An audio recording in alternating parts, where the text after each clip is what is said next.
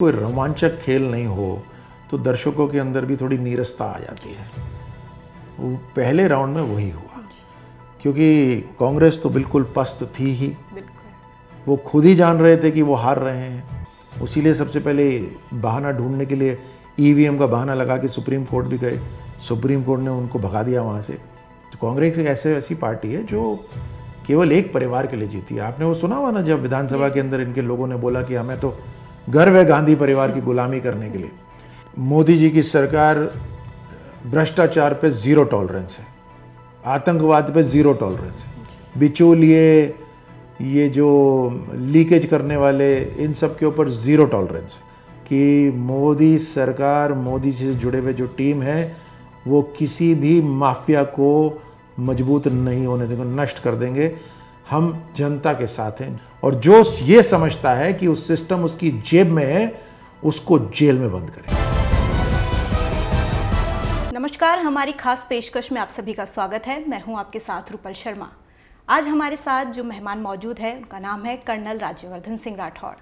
तो इनसे हम जानेंगे लोकसभा चुनाव को लेकर। चलिए बात करते हैं। सर, आपका हमारे चैनल में बहुत स्वागत है। नमस्कार।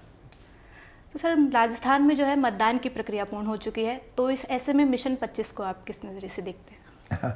राजस्थान के अंदर, क्योंकि हाल ही में कांग्रेस की सरकार रही है, राजस्थान की जनता इसको उनको झेल चुकी है। और जिस तरह के पेपर लीक हुए, जिस तरह से दुष्कर्म हुए, जिस तरह से राजस्थान के अंदर हर विधायक को सरकार बचाने के लिए लूट की पूरी अनुमति मिली हुई थी, उस कारण से राजस्थान की जनता तो पूरी त्रस्त है। और दूसरी तरफ राजस्थान की जनता ने प्रधानमंत्री मोदी जी के 10 साल जो करे, उनकी सेवा के 10 साल वो देखे, तो कंपैरिजन बिल्कुल साफ है। राजनीति करने का तरीका, जिस तरह से अकाउंटेबिलिटी है, जिस तरह से ट्रांसपेरेंसी है, जिस तरह से देश आर्थिक रूप से मजबूत हो रहा है, जिस तरह से वो मजबूती गांव-गांव पहुंच रही है, सीधे खातों में पहुंच रही है, बिचौलिए खत्म हो गए, लीकेज खत्म हो गया। आज गर्व भी होता है भारतीय होने के अंदर, दुनिया हमारा मान सम्मान कर रही है, और आगे बढ़ने का भी अवसर मिल रहा है। इंफ्रास्ट्रक्चर के ऊपर इतना खर्च हो रहा है, चाहे आईआईएम बन रहे हैं, आईआईटी बन रहे हैं, एम्स 15 एम्स बन गए, 390 यूनिवर्सिटीज़ बन गए, 315 मेडिकल कॉलेजेस बन गए, कितने राष्ट्रीय राजमार्ग तैयार हो रहे हैं। इन सब से एम्प्लॉयमेंट जनरेट हो रहा है। और आज दुनिया जब आकर भारत के साथ हाथ मिलाना चाहती है, जब दूसरे देश के प्रधानमंत्री बोलते हैं, विकसित राष्ट्र के प्रधानमंत्री बोलते हैं मोदी जी को ही इज द बॉस, इसका मतलब वो काम करना चाहते हैं भारत के साथ, आज हाथ मिलाना चाहते हैं भारत के साथ।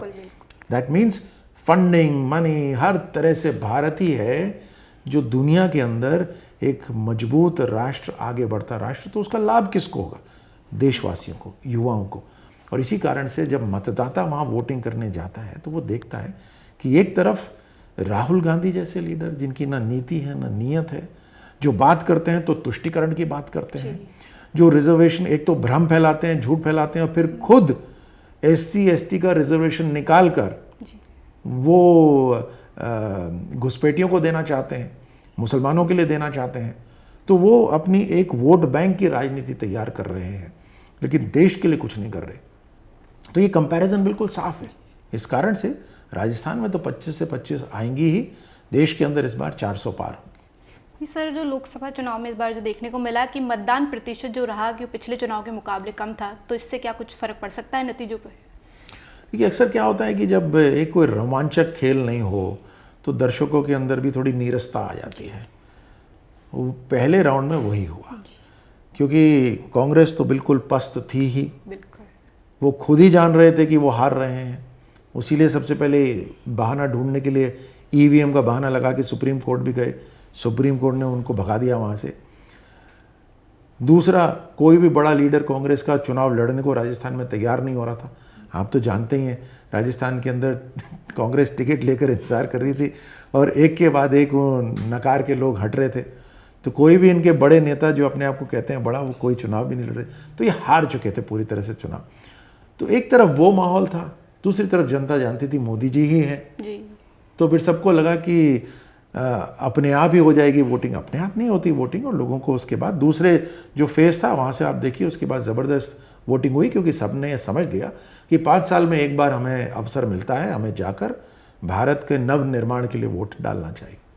सर इस बार जो राजस्थान की हॉट सीट रही, जैसे बाड़मेर की बात करें तो यहाँ त्रिकोणीय मुकाबला देखने को मिला, तो इस पर पार्टी की क्या विचारधारा है? लोकतंत्र में सभी का स्वागत है। हम तो कहते हैं भारतीय जनता पार्टी की आइए, अगर आपको लगता है कि हमारे विचार से बेहतर या हमारी जो नीतियाँ उससे बेहतर आप काम कर सकते हो तो आइए चुनाव लड़िए। लेकिन आप देख ही रहे हैं कि बहुत से लोग हैं जो कांग्रेस पार्टी के अंदर थे, वो कांग्रेस पार्टी को छोड़ कर भारतीय जनता पार्टी में आ रहे हैं, क्योंकि ना वो भारत का भविष्य देख रहे हैं कांग्रेस के अंदर, ना वो खुद की इज्जत होते देख रहे हैं। तो कांग्रेस एक ऐसी पार्टी है जो केवल एक परिवार के लिए जीती है। आपने वो सुना हुआ ना, जब विधानसभा के अंदर इनके लोगों ने बोला कि हमें तो गर्व है गांधी परिवार की गुलामी करने के लिए।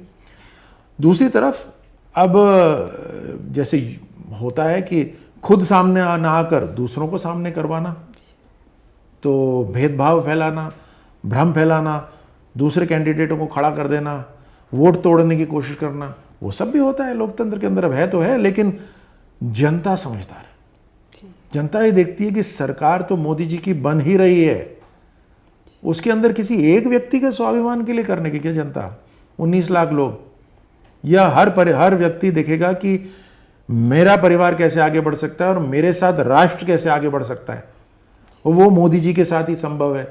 तो एक किसी व्यक्ति के लिए, कि किसी व्यक्ति के झूठे स्वाभिमान के लिए कहाँ ये सब, जनता नहीं वोट डालती है। सर बात करें अगर राजस्थान के युवाओं की, तो जो युवा है वो सबसे ज़्यादा बेरोजगारी, पेपर लीक मामले को लेकर परेशान है, तो इस मामले में जो सरकार है वो आगे क्या कदम उठाने?